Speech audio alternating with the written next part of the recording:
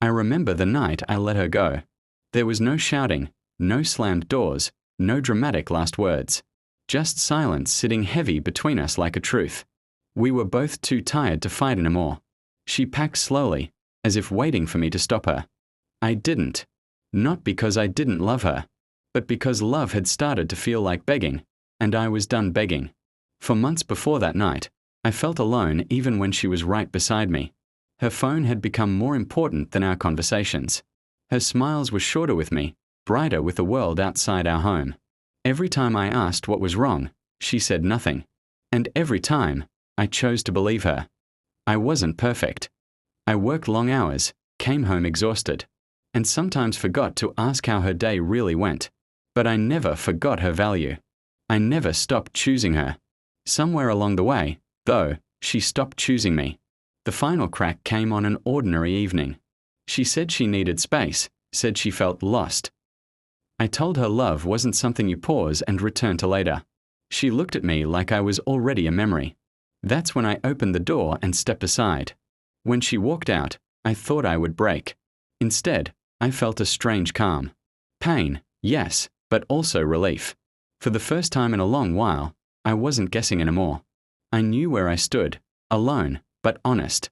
The days after were brutal. The house echoed with her absence. Her coffee mug still sat on the counter. Her perfume lingered in the air like a ghost that refused to leave. At night, I reached for her out of habit, then remembered. That memory hurt more than anything. I stayed away from her social media. I didn't ask mutual friends how she was doing. I told myself that letting her go meant letting go completely.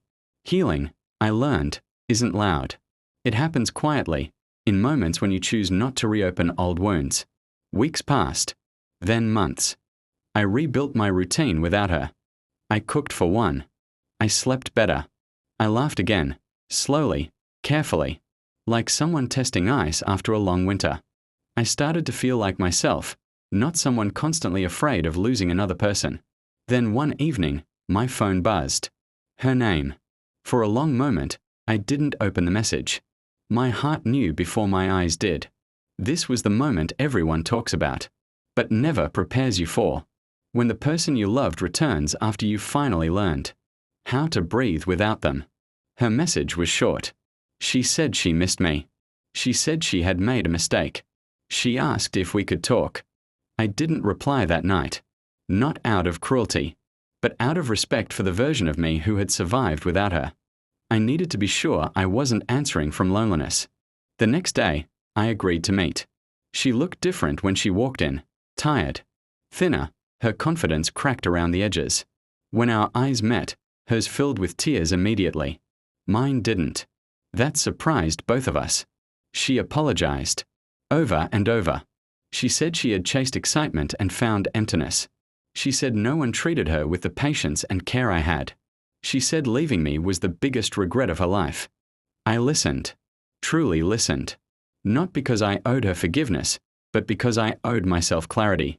Then she reached across the table and held my hand, just like she used to. Her voice broke as she begged me to take her back. She promised she had changed. She promised she would never leave again. That was the moment I realized something painful and powerful. She didn't come back because she loved me. She came back because life without me wasn't as easy as she thought it would be. I gently pulled my hand away. I told her I believed she was sorry. I told her I believed her pain was real. But I also told her that so was mine. And mine didn't disappear just because she returned with regret. I explained how I had felt invisible while loving her. How I had doubted myself, blamed myself, shrunk myself to keep her.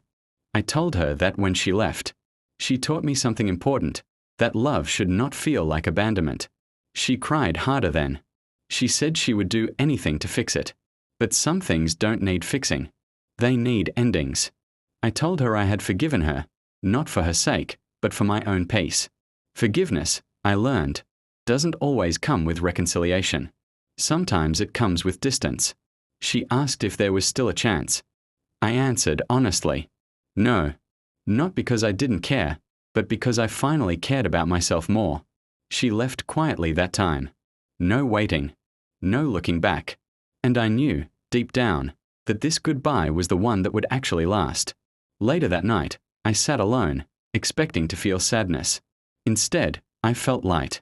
Closure doesn't always come with happiness, but it comes with certainty, and certainty is a kind of freedom. Letting her go the first time broke me. Letting her go the second time proved I was healed.